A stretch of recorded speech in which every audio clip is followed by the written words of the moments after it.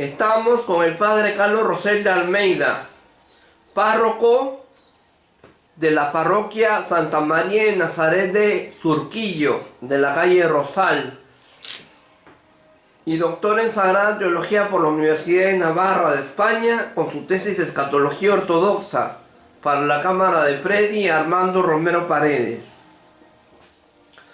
Hoy vamos a hablar, a propósito, con ocasión del mes patrio, de las fiestas patrias peruanas, del bicentenario de la independencia del Perú, posteridad, con el padre Carlos Rosel de Almeida. Padre, ¿qué es la posteridad?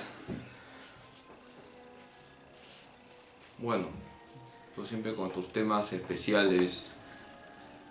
Post, en latín es posterior, lo que viene en el futuro.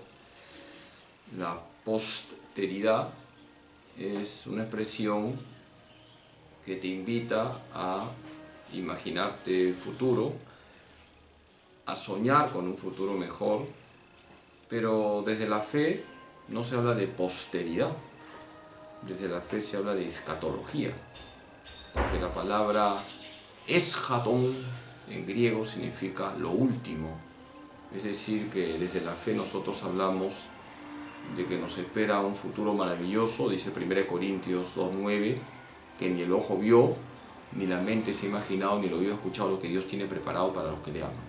En síntesis, para no florearte, la posteridad implica contemplar el futuro que se avecina o qué futuro nos espera. ¿Qué son las postrimerías? Ya vas aterrizando, doctor. Las postrimerías es el estudio de las realidades últimas. Todo eso tiene que ver con la escatología. Eschatón, ¿qué significa? El más allá. Lo último, el más allá. Logos, estudio. Entonces, cuando se estudia el más allá, se estudian las postrimerías, lo posterior a la muerte, lo posterior a la segunda venida del Señor. ¿Cuáles son las postrimerías? El juicio particular, cielo, purgatorio, infierno, parucía, resurrección universal, juicio final, cielos nuevos y tierra nueva. Todo eso está en la Escritura. La Iglesia no inventa las postrimerías, la Iglesia bebe de la palabra de Dios y te enseña cuál es el futuro que te espera. Ese futuro depende de lo que hagas con la única vida que tienes, que es esta vida. ¿Qué son los anales de la historia?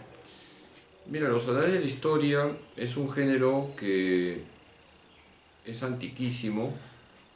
Nos encontramos en diferentes etapas de la humanidad con historiadores, donde han ido relatando los acontecimientos propios de su pueblo. Pienso, por ejemplo, en las crónicas antiguas, el mismo libro de la Escritura. En realidad son dos libros, Primera y Segunda de Reyes, y también dos libros, Primera y Segunda de Crónicas, tienen que ver con tu pregunta, anales, es decir, relatos de acontecimientos que abarcan una etapa de la historia de un pueblo. Pueden ser las crónicas de Guamán Puma de Ayala o las tradiciones peruanas. Sí, Relatos. Son relatos, pero con fundamento histórico. Anales implica relatar acontecimientos no ficticios, sino acontecimientos que han dejado memoria en el caminar de un pueblo por la historia. ¿Qué significa estar en el recuerdo? Depende, porque puede ser un recuerdo bueno o un recuerdo malo. Puede haber una memoria buena sobre una persona que hizo cosas edificantes, que contribuyó, por ejemplo, al bien de su país, o desde la fe un santo es recordado, se celebra su memoria en la Eucaristía, en la celebración litúrgica, pero también hay personajes cuya memoria es mala y que mejor es no recordarlos porque muestran hasta dónde puede llegar la maldad. Si yo te nombro estos personajes, Hitler, Stalin, Pol Pot, Abimael Guzmán, ¿qué memoria te traen? ¿Qué memoria te traen? Crímenes de lesa humanidad. Entonces, depende de las acciones de una persona para poder calificar cómo es la memoria que tenemos de esa persona. ¿Y qué significa estar en la memoria colectiva? La memoria colectiva es el recuerdo que hay en un pueblo sobre un personaje que ha marcado la historia de ese pueblo. Todos tenemos memoria colectiva de Francisco Bolognesi y nos suena su frase. ¿Cuál es la frase de Bolognesi? Hasta quemar el último cartucho. Todos tenemos memoria colectiva sobre Miguel Grau, el Caballero de los Mares. Todos tenemos en la iglesia memoria colectiva sobre los santos. Por ejemplo, el 30 de agosto que celebramos en el Perú. El día de Santa Rosa de Lima. ¿No ves? Entonces, La patrona de América y Filipinas, patrona del Perú. Y la figura que aparece en los billetes de 200 soles. sigue, doctor. ¿Qué significa ser país? Hay una frase que dice, el Perú somos los peruanos. El Perú es un abstracto, lo concreto es que hay un territorio y que vivimos dentro de ese territorio, que hemos nacido en ese territorio y somos los peruanos. ¿Cómo se construye un país? Forjando valores, viviendo la virtud del patriotismo, que es la virtud que me lleva a amar a la patria, un amor ordenado a la patria, primero Dios siempre. El patriotismo lleva a no permitir que las ideologías se apoderen de un país. El patriotismo me lleva a ser honesto, el patriotismo me lleva a poner el hombro para sacar adelante a mi país. No se es patriota cuando, por ejemplo, no se pagan impuestos, no se es patriota cuando uno no es responsable al elegir autoridades, no se es patriota cuando estamos en la criollada, en la viveza, no se es patriota cuando no respetamos las señales de tráfico, no se es patriota cuando echamos la basura en la calle, no se es patriota cuando insultamos a nuestros hermanos peruanos por diferencias políticas, no se es patriota cuando hay venganzas políticas. En fin, el patriotismo es ese conjunto de actitudes que me llevan a una relación correcta con mi país. ¿Qué significa hacer un proyecto país?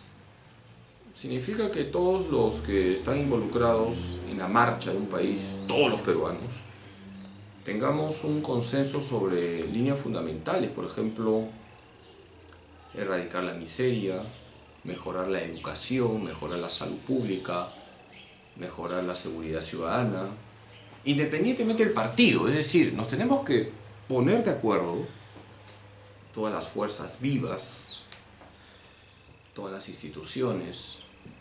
Aquí entra también lo que significa la policía, las fuerzas armadas, el poder público, los poderes en definitiva, el poder ejecutivo, judicial, legislativo, las universidades, los institutos, es decir, todas las instituciones que tienen peso y son importantes para la marcha de un país. Tenemos que buscar un consenso en unas líneas donde no hay tintes políticos. Erradiquemos la miseria, mejoremos la educación, mejoremos la salud, mejoremos también lo que es la inversión privada. No permitamos que se ideologice a los niños. Erradiquemos todo tipo de ideologización. Pongámonos de acuerdo, independientemente, repito, de nuestro color político. ¿Qué significa hacer un fenómeno continental?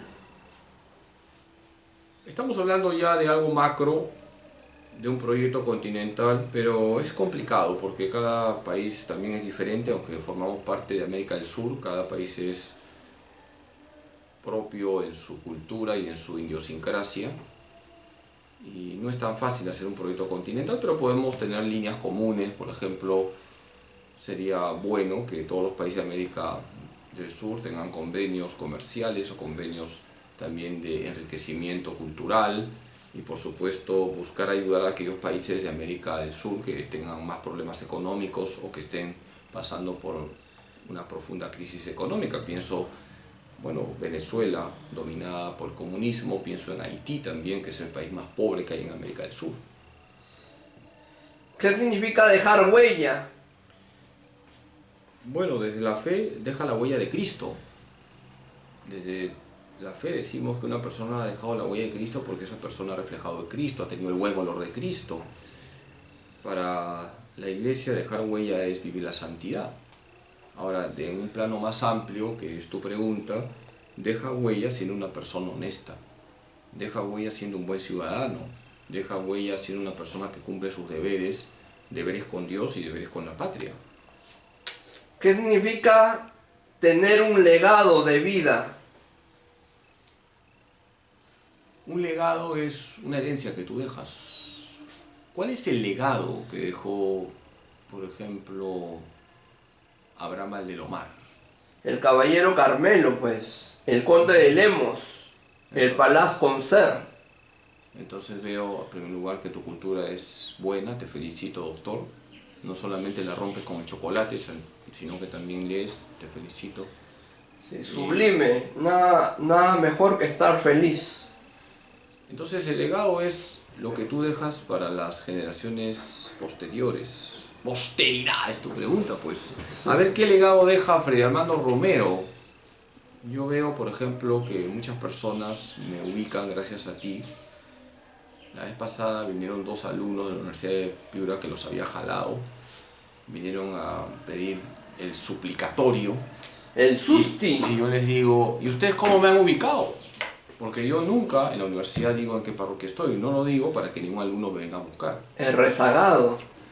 ¿Tú sabes cómo me ubicaron estos 2 tigres? Con ubicaína, pues. ¿Cómo me ubicaron? Con el croquis. Creo que es por acá, ¿Cómo? creo que es por allá. ¿Cómo llegaron a esta parroquia, Santa María de Nazaret? Llegaron acá. Con señales de humo. ¿Sabes cómo llegaron? Porque ¿Cómo pusieron llegaron? mi nombre y salió tu canal. Yeah. Entonces, gracias a ti me han ubicado. Entonces, Yeah. quieras o no, no lo digo por mí, estás dejando un legado, ¿no? Bueno, evidentemente, como te he dicho y te seguiré diciendo, deberías ampliar tu abanico con otros sacerdotes, pero bueno, algo estás dejando, ¿no? Sí. Es cierto de que para dejar algo en el mundo, dejar algo en la vida, dejar algo a las generaciones futuras, a las generaciones venideras, se considera hacer un libro, sembrar un árbol y tener un hijo, o eso es relativo. No sé quién lo dijo, lo he escuchado, pero me parece que es demasiado poético y demasiado general. Tú, sé una buena persona, sé una persona virtuosa, la gloria para Dios, no estés buscando glorias humanas. No a nosotros, Señor, no a nosotros, sino a tu nombre da la gloria, dice un salmo. Entonces, ten rectitud de intención, esfuérzate por reflejar a Cristo y todo lo demás es secundario. ¿Qué significa construir un imperio? Construir un imperio como el imperio del sol, donde no se oculta el sol, como el sol indómito de los incas. Ya no hablamos en esas categorías, ya no existe en el mundo imperios. Entonces tu pregunta es anacrónica, está fuera de lugar. Han habido imperios, todos han caído, pero desde la fe, te digo, Cristo es el mismo ayer, hoy, Siempre. Hebreos 13:8. Y el imperio de la trayectoria. Lo que tienes que construir es una vida honesta, recta. Si me preguntas por un imperio, tu imperio es tu propia vida. Sea una persona, ya que estás hablando de la posteridad, que deje una buena memoria, de tal manera que la gente diga Freddy Armando Romero Paredes era una persona virtuosa, era una persona sencilla, era una persona honesta, era una persona servicial. No era perfecto, tenía apetito común como un elefante, pero tenía sus virtudes e hizo mucho bien. Freddy Armando Romero Paredes era, o la era de Freddy Armando Romero Paredes. The Age. Tranquilo, doctor, sigue preguntando. ¿Y cómo se construye el imperio de la trayectoria? El imperio Con tus de... obras buenas, con tus luchas y esfuerzos, vas a ir tejiendo en tu vida una trayectoria. Bueno, yo, por ejemplo, pongo Freddy Armando Romero en el internet y encuentro 1000 videos. De esos 1000 videos, 999 son entrevistas con el padre Carlos. Bueno, ha dejado ahí un legado, pero no te duermas en tus laureles, ¿no? Sé creativo, difunde valores. Tú tienes algo que es interesante, no tienes el manejo de las redes. Comunica valores, nada de ideologías. Yo sé que tú eres un hombre creyente y que se note en tu canal que en ti está la huella de Cristo. Y también tengo el premio de la gente, el premio del público, el premio de la audiencia. Bueno, tú tienes, modestia aparte, a la gente que lo está buscando. Hay que ser honestos, o sea, de los 3000 suscriptores, creo que el 99% entra a tu canal para ubicarme. Pero bueno, bendito sea Dios, yo no me quedo aquí la mamá de Tarzán, pero bien, si tú quieres transmitir estas entrevistas, adelante. ¿Qué tan importante es un imperio para la economía local, continental y mundial? ¿Qué tan No, ya los importante? imperios ya no funcionan, hermano. Estamos en otro mundo. Ya hablar de imperio es anacrónico. Hablemos de globalización, hablemos de redes intercontinentales, hablemos de convenios entre países, hablemos de lo que dijo San Pablo VI de la Populorum Progressio, una solidaridad entre todos los países para que no hayan países que están en extrema miseria. Hablemos de un plan que no es la Agenda 2030, que es totalmente contraria a la dignidad de la persona humana, sino que hablemos de una agenda pro persona humana, pro vida, pro matrimonio, pro familia, pro sacar a los pobres del estado de miseria en que viven. De eso tenemos que hablar. ¿Qué tan importante es un fenómeno continental para la economía local, continental y mundial? ¿Qué tal enredada, hermano? Sé más sencillo, hermano, en tus preguntas. Ya. A ver, te respondo a tu pregunta enrevesada. ¿Qué tan importante es un proyecto intercontinental? Será interesante y muy bueno si es un proyecto que no está ideologizado. Sería muy bueno, interesante, beneficioso armar un proyecto donde se parte de la dignidad de la persona humana, señalando que el primer derecho de la persona humana es el derecho a la vida y que la vida es sagrada desde el primer instante de su concepción. Y sería muy interesante hacer un proyecto mundial para defender al matrimonio y la familia y potenciar lo que es la familia. Eso sería muy interesante. Y sería muy interesante hacer un proyecto a nivel mundial para que se cuide en los países a las clases más pobres y se inviertan, y ahí los países ricos podrían intervenir, en ampliar las posibilidades de trabajo, sobre todo para las personas que carecen de lo que significa el sustento diario. ¿Cómo se hace para tener un fenómeno continental de acero inoxidable y no de cristal? Hay que contar con las personas capaces, con técnicos que no solamente dominan el contenido de lo que significa la economía, de lo que significan inversiones, de lo que significa un proyecto de educación, sino que también tengan la rectitud y la conciencia bien formada para no admitir proyectos que vayan contra la dignidad de la persona humana. ¿Qué significa trascender? Trascender significa que no nos quedamos en el plano meramente horizontal, vamos más allá, vamos a Dios. Lo más trascendente es ir a Dios. Nos hiciste, Señor, para ti, y nuestro corazón está inquieto hasta que descanse en ti. ¿Quién lo dijo? San Agustín. Entonces no nos quedemos con proyectos planos. Por eso cuando tú hablas de ese proyecto intercontinental, tiene que estar Dios definitivamente. La religión no puede estar fuera de la vida social. Somos seres religiosos.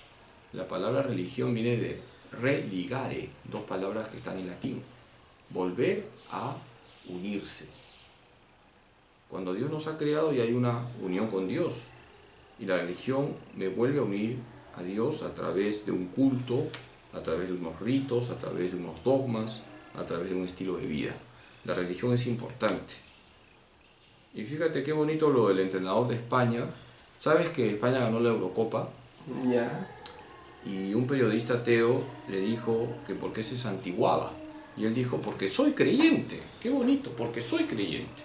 Mi fe no la puedo meter debajo del cajón cuando salgo de la casa. ¿Qué significa hacer historia? Mira, respondo a tu pregunta en primer lugar diciendo que hay que ser humildes.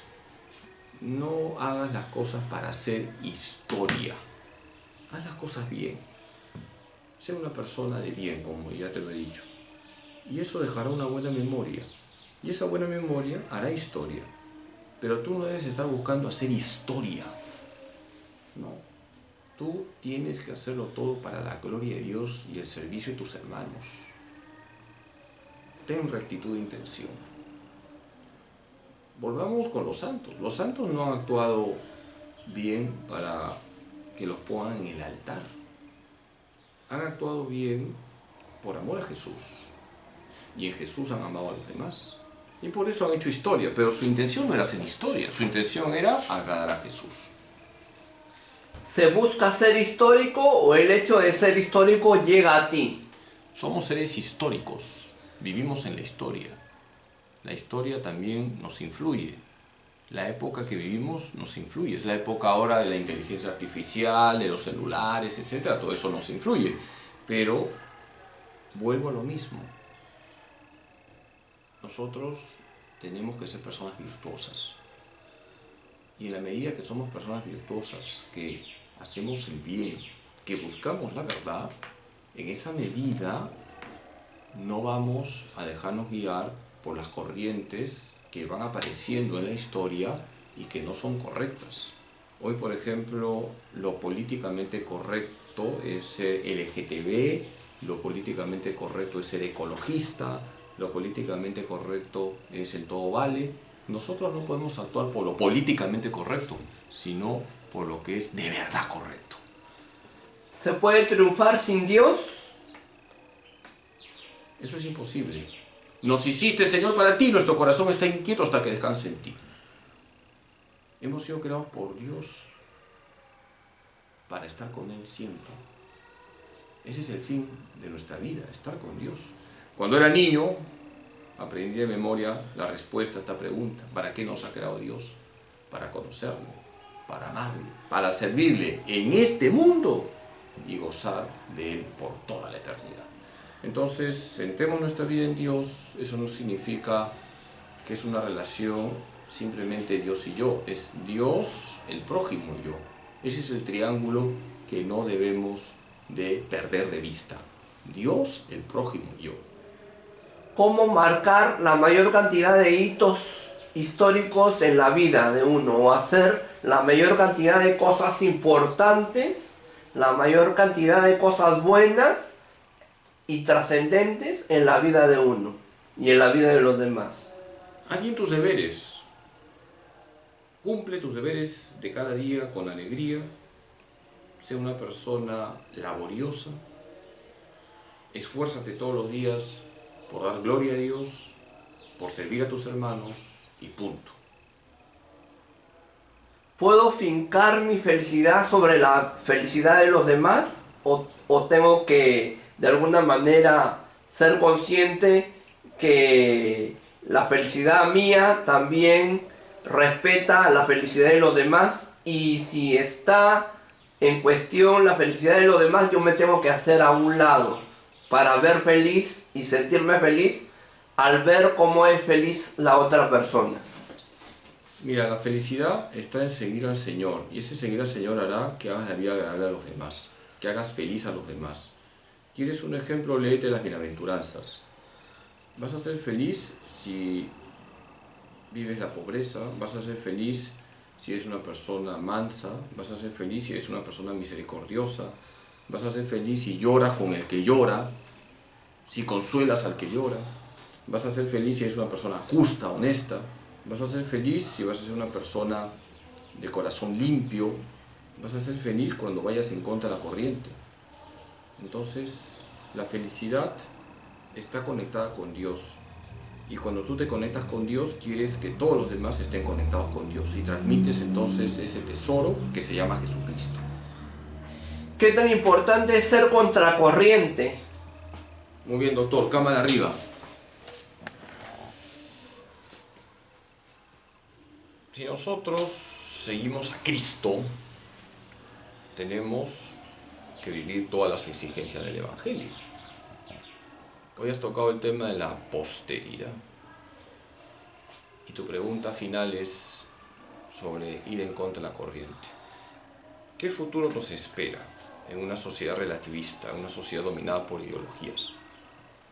Nos espera, evidentemente, un ambiente adverso.